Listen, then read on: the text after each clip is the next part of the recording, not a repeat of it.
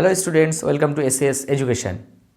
আজকে আমরা class 11-এর final পরীক্ষায় সম্ভাবনা তত্ত্বের উপর সম্ভাব্য কোশ্চেনগুলো যেগুলো আসতে পারে সেগুলো নিয়ে আলোচনা করব। চলো তাহলে শুরু করা যাক। আজকে আমাদের প্রথম কোশ্চেন, একটি ঝোঁকশূন্য মুদ্রা 3বার টস করা হলে ঠিক একটি হেড পাওয়ার সম্ভাবনা কত? ঝোঁকশূন্য মুদ্রা একবার যদি আমরা টস করি তাহলে কি কি পাই? আমরা রেজাল্টসগুলো হেড পাই অথবা টেল পাই। কতবার টস করছি আমরা? 3বার। তাহলে 3বার একই ঘটনা যদি 3বার রিপিট হয় তাহলে আমরা নমুনা দেশে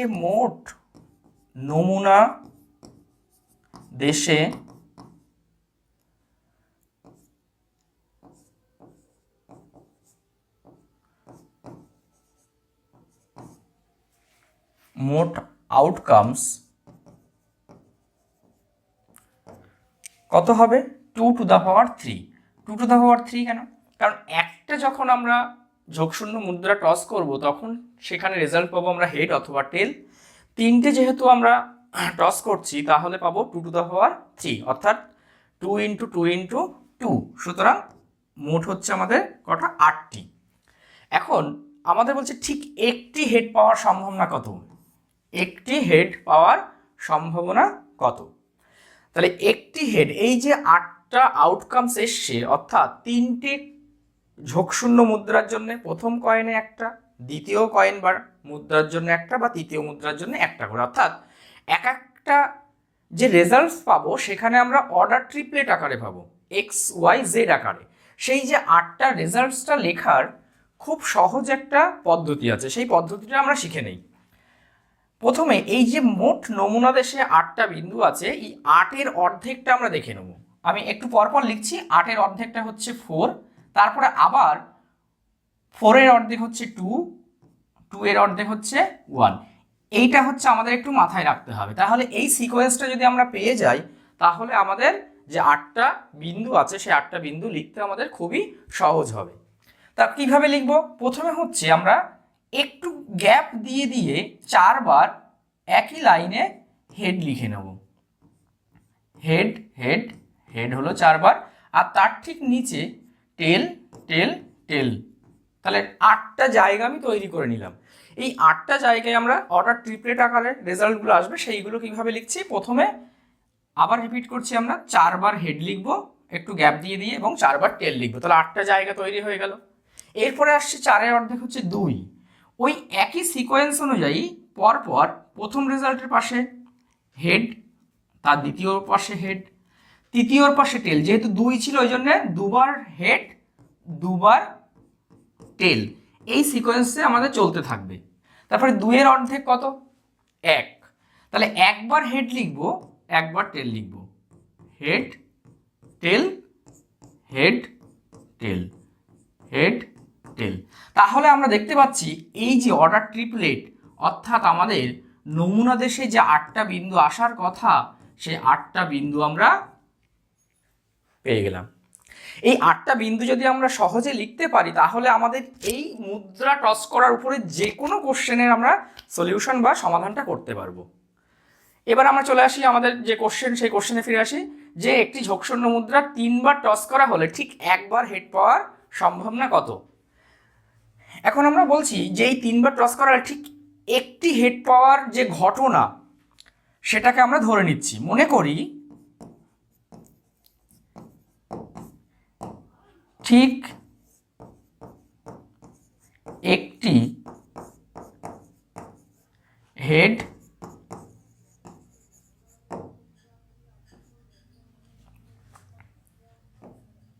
পাওয়ার ঘটনা ইকুয়ালস টু এ, অর্থাৎ এ দ্বারা, ক্যাপিটাল এ দ্বারা আমরা ঠিক একটি হেড পাওয়ার ঘটনাকে নির্দেশ করছি। তাহলে এ ঘটনার পক্ষে, তাহলে এ ঘটনার পক্ষে কি কি বিন্দু থাকবে? ঠিক একটি হেড। তাহলে দেখে নেই আমরা ঠিক একটি হেড কোথায় আছে। প্রথমটায় কটা হেড আছে? 3টে হেড, হবে না।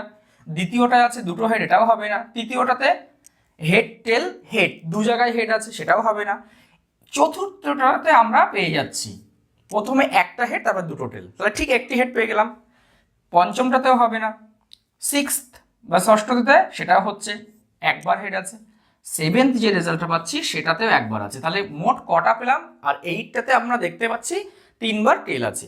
সুতরাং এই যে এ ঘটনা, তাহলে এ ঘটনার আন্ডারে বা পক্ষে যে নমুনা বিন্দুগুলো আমরা পাবো সেটাগুলো একটু লিখে নেই। Head, tail, tail, tail, head, tail, tail, tail, head. অতএব probability of A, P of A আমরা জানি যে এ ঘটনার পক্ষে মোট নমুনা বিন্দু সংখ্যা, মোট নমুনা বিন্দু সংখ্যা বাই যে আমরা নমুনা দেশ বা স্যাম্পল স্পেসে যেটা পেয়েছিলাম মোট নমুনা বিন্দু সংখ্যা, মোট নমুনা বিন্দু সংখ্যা। তাহলে এই ঘটনার পক্ষে কটা আছে আমরা দেখতেই পাচ্ছি যে 3টে, তাহলে 3। আর মোট নমুনা বিন্দু সংখ্যা বলতে আমরা যেটা নমুনা দেশে যে আউটকামসগুলো পাবো সেই সংখ্যাটা, তাহলে 3/8। তাহলে আমাদের একটা উত্তর আমরা পেয়ে গেলাম কত, যে একটি ঝোঁকশূন্য মুদ্রা যদি 3বার টস করা হয় তাহলে ঠিক একটি হেড পাওয়া সম্ভব না, হচ্ছে 3/8। আমাদের দ্বিতীয় কোশ্চেন, দুটি পাশা গড়িয়ে দেওয়ার সমসম্ভব পরীক্ষায় 7 পাওয়ার সম্ভাবনা কত? পাশা বলতে আমাদের এখানে আমরা কেমন বুঝি, যেমন লুডোর ছক্কা, লুডোর ছক্কায় কি থাকে, 6টা ফেস থাকে 1 থেকে 6 পর্যন্ত। তাহলে 1 2 3 4 5 6, তাহলে একটা পাশা যদি ছোড়া হয় তাহলে সেই একটা পাশা ছোড়া হলে বা গড়িয়ে দেওয়া হলে সেখানে কি কি আমরা রেজাল্টসগুলো পাই, 1 2 3 4 5 6, এটা হচ্ছে একটি পাশা।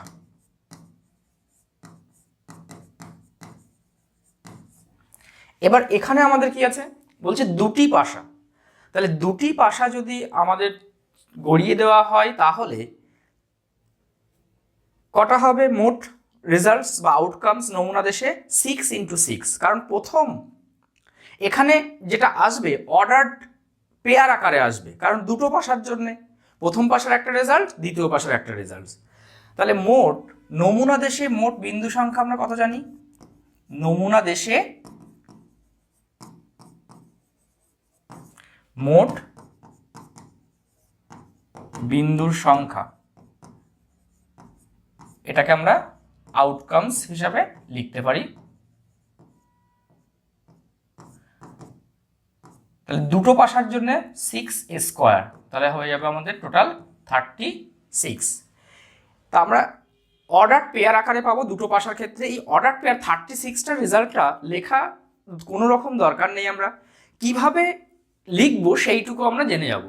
যে দুটি পাশা গড়িয়ে দেওয়ার এখানে আমাদের কি বলছে, 7 পাওয়ার। এই 7টা কি মনে হতে পারে যে গুণফল বা যোগফল বা এরকম টাইপের কিছু। তা আমাদের যদি কোনো কিছু না দেওয়া থাকে তাহলে আমরা সবসময় ধরে নেব যে এটা যোগফল, দুটো যে রেজাল্টস আসছে সেই রেজাল্টসের যোগফল আমাদের 7 হতে হবে। প্রথম পাশায় হয়তো কি পড়লো, 1 পড়লো, তাহলে 7 হতে গেলে দ্বিতীয় পাশাতে কত পড়তে হবে, 6। তাহলে এরকমভাবে কতগুলো আমরা পয়েন্টস পাবো সেটা আমরা দেখে নেব। তাহলে এখানেও আমরা ধরে নেই বা মনে করি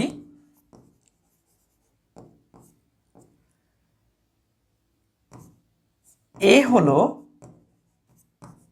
7 পাওয়ার ঘটনা। সুতরাং তাহলে এই যে ঘটনা বলছি, এ ঘটনার পক্ষে যে বিন্দুগুলো বা আউটকামসগুলো থাকবে সেগুলো আমরা লিখে নেব। কিভাবে লিখব, প্রথম দেখব আমরা কত রকম উপায়ে দুটো সংখ্যাকে 7 বানানো যায়। তাহলে 1,6, 1 আর 6 যোগ করলে 7 হয়। আবার ঠিক উল্টোটাও হতে পারে, প্রথম পাশাতে 6 পড়লো, দ্বিতীয় পাশাতে 1 পড়লো, তাহলে 6 1 7। এটাও হতে পারে প্রথম পাশাতে 2 পড়লো, পরের পাশাতে 5, তাহলে 2 আর 5 এর উল্টোটাও হবে, প্রথম পাশাতে 5, দ্বিতীয় পাশাতে 2। তাহলে কটা এসছে আমাদের? 16612552। আর কি হতে পারে? 3 4, প্রথম পাশাতে 3, পরের পাশাতে 4, এটাও একটা। 3 যোগ 4 করলে 7 হয়। আবার উল্টোটাও হবে 4,3। আর কিছু হবে না। আর কোনো রকম আমাদের কোনো আমরা বিন্দু পাবো না, বা পাশাতে এমন কোনো দুটো পাশা চুড়লে পাবো না যে দুটো বিন্দু যোগ করলে বা রেজাল্ট যোগ করলে আমরা 7 পাই। তাহলে এখানে দেখতে পাচ্ছি এই ঘটনার পক্ষে কটা বিন্দু আছে? 1, 2, 3, 4, 5, 6টা। তাহলে অতএব প্রবাবিলিটি অফ এ আমরা কি জানি? এই ঘটনার পক্ষে মোট নমুনা বিন্দু সংখ্যা বাই নমুনা দেশে মোট বিন্দু সংখ্যা। তাহলে এই ঘটনার পক্ষে কটা বিন্দু আছে? 6টা। আর নমুনা দেশে টোটাল 36টা। তাহলে এটাকে যদি আমরা কাটাকুটি করি, 6 দিয়ে যাবে, 6 6 36। অতএব P of A equals to probability of A সমান 1/6। তাহলে আমাদের এখানে মনে রাখতে হবে এই যে 36টা বিন্দু যেটা আসছে আমাদের নমুনা দেশে, এই 36টা বিন্দু লেখার কোনো রকম দরকার নেই। এতটা মানে 36টা বিন্দু লিখতে গেলে আমাদের অনেক সময় সাপেক্ষ, ওই জন্য সময়টাকে আমরা মিনিমাইজ করার জন্য ওটাকে এড়িয়ে যাব, অ্যাভয়েড করে গিয়ে তারপরে আমরা হচ্ছে একদম ডাইরেক্ট কি কি বিন্দু পেতে পারি সেখানে চলে যাব, সেখান থেকে আমাদের ফাইনাল উত্তরে চলে যাব। এইটুকুই আমাদের করলে একদম কোশ্চেনে ফুল মার্কস পেয়ে যাব আমরা। আমাদের তৃতীয় কোশ্চেনে চলে আসি আমরা, যে উদ্দেশ্যহীনভাবে নির্বাচিত অধিবর্ষে 53টি সোমবার হওয়ার সম্ভাবনা কত? আমাদের এখানে কিন্তু খেয়াল করতে হবে, এখানে আমরা সাধারণ বছর নেইনি, আমরা যেটা নিয়েছি সেটা হচ্ছে অধিবর্ষ।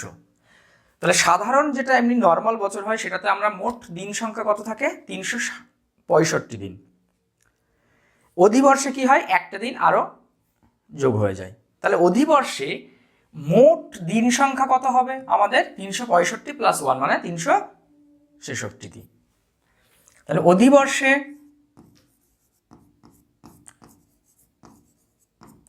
মোট দিন সংখ্যা সমান 366।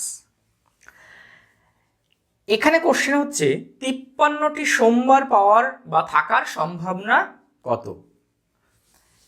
366 দিন সমান কত সপ্তাহ সেটা আমরা বার করে নেব। তাহলে 366 দিন সমান আমরা দেখব কত, 7 দিয়ে ভাগ করলে 52টি পূর্ণ সপ্তাহ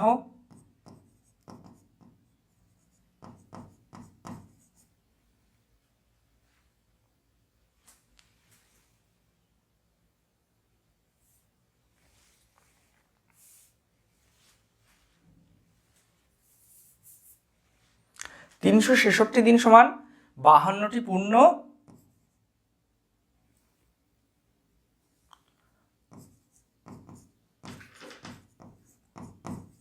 সপ্তাহ এবং অতিরিক্ত 2 দিন।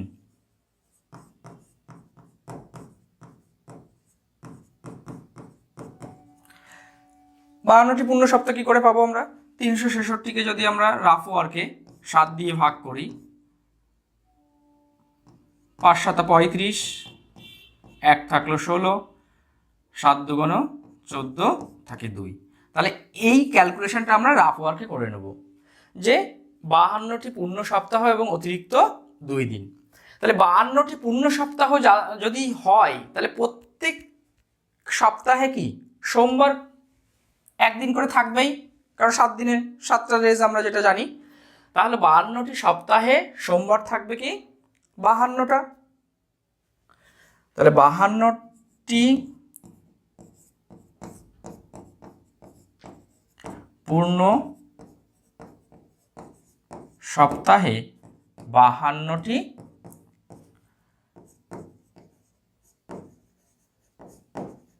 সোমবার থাকবে। 53টি সোমবার হতে গেলে এই যে অতিরিক্ত 2 দিন আছে, এই অতিরিক্ত 2 দিন কিভাবে আসতে পারে সেটাই হচ্ছে আমাদের এখানে মেন বিবেচ্য বিষয়। অতিরিক্ত 2 দিনের মধ্যে সোমবার কতদিন থাকে সেটা আমরা দেখব। তাহলে অতিরিক্ত 2 দিন যেভাবে আমরা পাবো সেটা হচ্ছে অতিরিক্ত 2 দিন নিম্নলিখিত উপায়ে পাওয়া যাবে।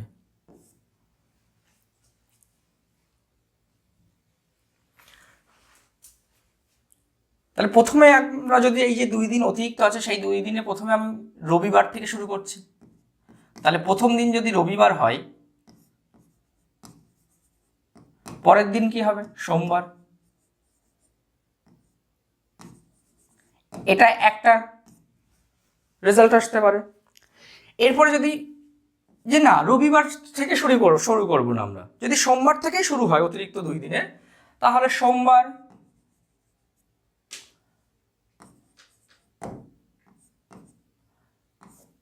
মঙ্গলবার,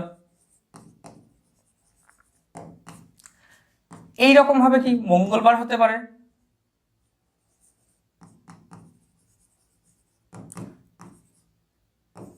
বুধবার হতে পারে,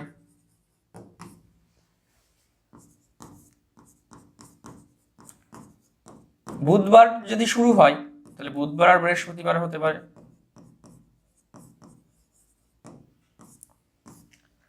আর বৃহস্পতিবার থেকে যদি শুরু হয়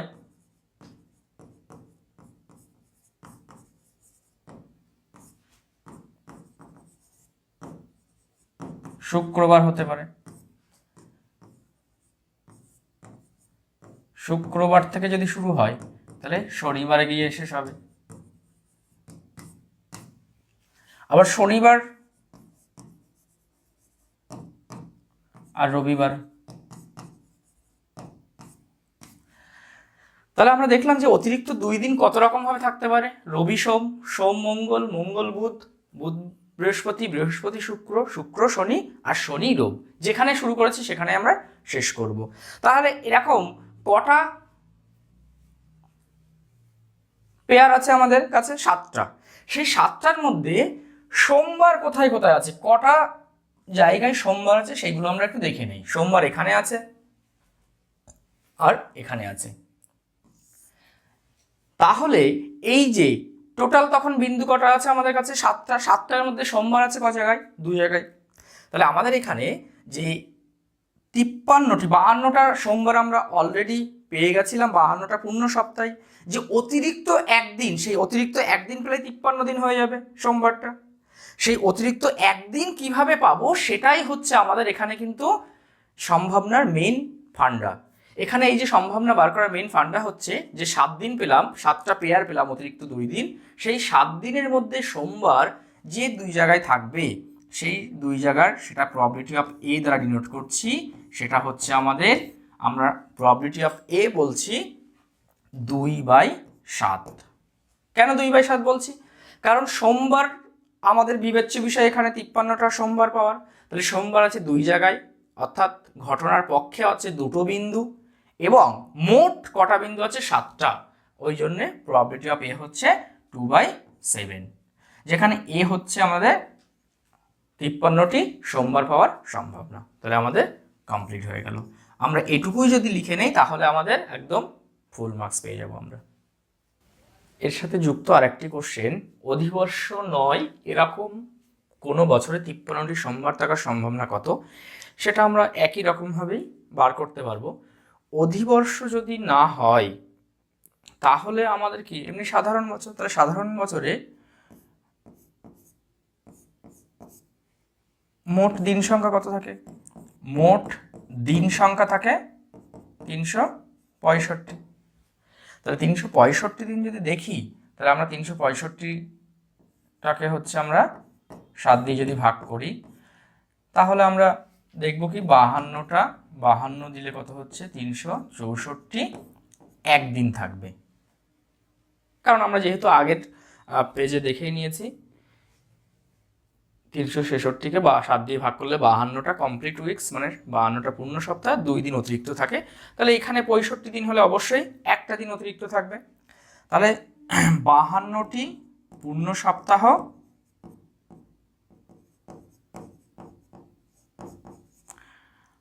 আর সাথে অতিরিক্ত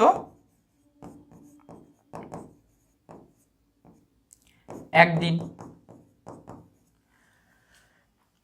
তাহলে এই যে অতিরিক্ত একদিন, সপ্তাহের যে 7 দিন যে কোনো একটা দিন হতে পারে, তাহলে এই যে অতিরিক্ত একদিন, এই অতিরিক্ত একদিনটা কত কিভাবে আসতে পারে? রবিবার হতে পারে,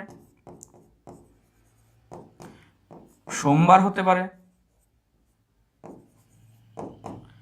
মঙ্গলবার হতে পারে,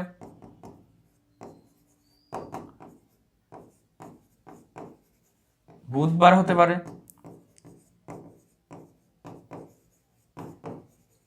বৃহস্পতিবার হতে পারে, শুক্রবার হতে পারে, আর শনিবার হতে পারে। তাই অতিরিক্ত একদিনটা আমাদের এই 7 রকম ভাবে আসতে পারে। এর মধ্যে আমরা সোমবার কত জায়গায় আছে দেখতে পাচ্ছি, এক জায়গায়। তাহলে 52টা পূর্ণ সপ্তাহে যেহেতু 52 দিন আমাদের সোমবার এসেছিল, তাহলে আর একটা দিন আসলে কি 53 দিন হয়ে যাবে। তাহলে সেই অতিরিক্ত একদিনের আমাদের সম্ভাবনাটা আমরা বার করছি। এখানে আমরা সেই অতিরিক্ত একদিনটাকে আমরা বি ঘটনা দ্বারা যদি নির্দেশ করি, তাহলে প্রবাবিলিটি অফ বি সমান কত হয়ে যাবে? সোমবার আছে একটা, ওই জন্য 1, আর টোটাল আছে আমাদের 7 দিন, তাহলে আমাদের এখানে হয়ে যাবে 1/7। তাহলে আমরা এখানে একটা দেখলাম যে অধিবর্ষ না হলে 53টা সোমবার আসার সম্ভাবনা 1/7, আর যদি অধিবর্ষ হয়ে যায় তাহলে 2/7। তাহলে এই দুটো আনসার আমাদের কিন্তু একদম পাশাপাশি, 1/7 আর 2/7। এখানে কোনো কনফিউশন যেন না থাকে, সেই দিকে একটু খেয়াল রাখতে হবে কোনটা অধিবর্ষ আর কোনটা অধিবর্ষ নয়। পরবর্তী কোশ্চেনে আমরা চলে আসি। Probability of A union B সমান 3/4, probability of A intersection B equals to 1/4, আর probability of A equals to 2/3 হলে probability of A complement intersection B সমান কত, সেটা আমরা বার করব। এখন probability of A union B সমান দেওয়া আছে আমাদের 3/4। Probability of A union B, এটার আমরা সূত্রটা জানি, probability of A plus probability of B minus probability of A intersection B equals two কত? 3/4। বাম দিকে আমরা প্রবাবিলিটি অফ এ ইউনিয়নটাকে এক্সপ্যান্ড করলাম বা ভেঙে নিলাম।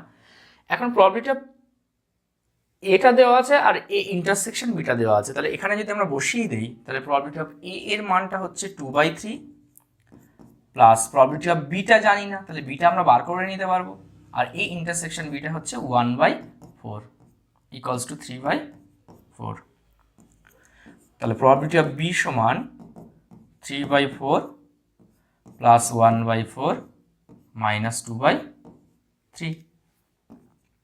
তাহলে প্রবাবিলিটি অফ বি সমান, আমরা দেখতে পাচ্ছি 3/4 আর 1/4 যোগ করলে এটা 1 হয়ে যায়, তাহলে -1 মাইনাস 2/3। তাহলে probability of B equals to 1 minus 2/3 করলে 3 মাইনাস 2/3 মানে 1/3। তাহলে প্রবাবিলিটি অফ বি সমান আমাদের কত বেরিয়েছে?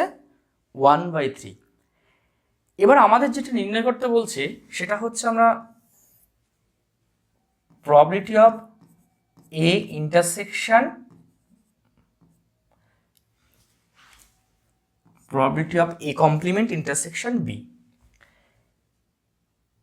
এটা কি আসে সেটা আমরা একটু ভেন ডায়াগ্রাম থেকে দেখে নেব।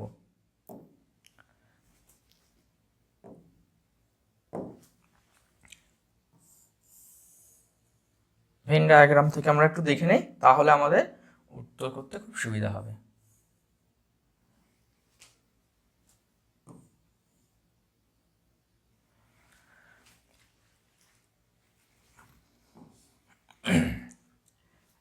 আমরা বাম দিকের সেটটাকে এ আর ডান দিকেরটা বি দ্বারা ডিনোট করছি। এ কমপ্লিমেন্ট মানে আমরা কি জানি, এ সেটটা বাদ দিয়ে ইউনিভার্সাল সেটের যতটা অঞ্চল আমাদের জুড়ে থাকবে সেটা হচ্ছে আমাদের এ কমপ্লিমেন্ট। তাহলে এ কমপ্লিমেন্ট এটা বাদ দিয়ে, তাহলে এটা বাদ দেব, বাদ দিয়ে ইউনিভার্সাল সেটে যতটা অঞ্চল পড়ে থাকবে সেটা হচ্ছে আমাদের এ কমপ্লিমেন্ট। তাহলে এই যে হলুদ কালারের যে অঞ্চলটা এটা হচ্ছে আমাদের এ কমপ্লিমেন্ট। তার সাথে কার ইন্টারসেকশন নিতে বলছে, বি এর। তাহলে এ কমপ্লিমেন্ট দেখতে পাচ্ছি আমরা, তার সাথে বি এর ইন্টারসেকশন মানে কমন অঞ্চলটা। তাহলে কমন অঞ্চলটা যদি আমরা দেখি তাহলে আমরা দেখতে পাবো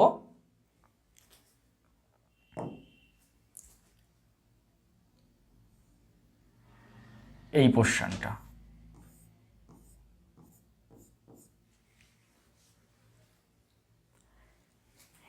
প্রথমে আমরা এ কমপ্লিমেন্ট পেয়েছিলাম যেটা হলুদ দাগ, আর তার সাথে বি এর কমন অঞ্চল এই পোরশনটা, অর্থাৎ যেটা হচ্ছে আমাদের এই পোরশনটা আছে এটা কিন্তু হবে না, যেটা ইন্টারসেকশন পার্ট, সেই ইন্টারসেকশন পার্টটা হচ্ছে হবে না, এইটা বাদ চলে যাবে। তাহলে এইটুকু বাদ দিয়ে গেলে আমরা পেয়ে যাচ্ছি। তাহলে আমরা ভেন ডায়াগ্রাম থেকে লিখতে পারছি কি, এই যে লাল এবং হলুদের যে কম্বিনেশন যে অঞ্চলটা আছে সেটাই হচ্ছে probability of A complement intersection B. তাহলে এটাকে যদি আমরা একটু লিখি তাহলে আমরা পাবো probability of B minus probability of A intersection B.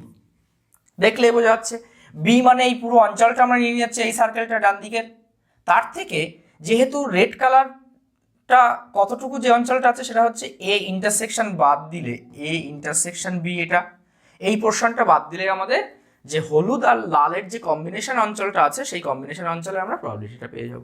তাহলে এর মানটা আমরা বসিয়ে দেই। বি এর মানটা আমরা একটু আগেই বার করেছি, কত 1/3 মাইনাস এ ইন্টারসেকশন বিটা কত আছে 1/4। তাহলে এটা আমরা যদি লসাও করি 3 4 12, তাহলে 4 - 3 সমান 1/12।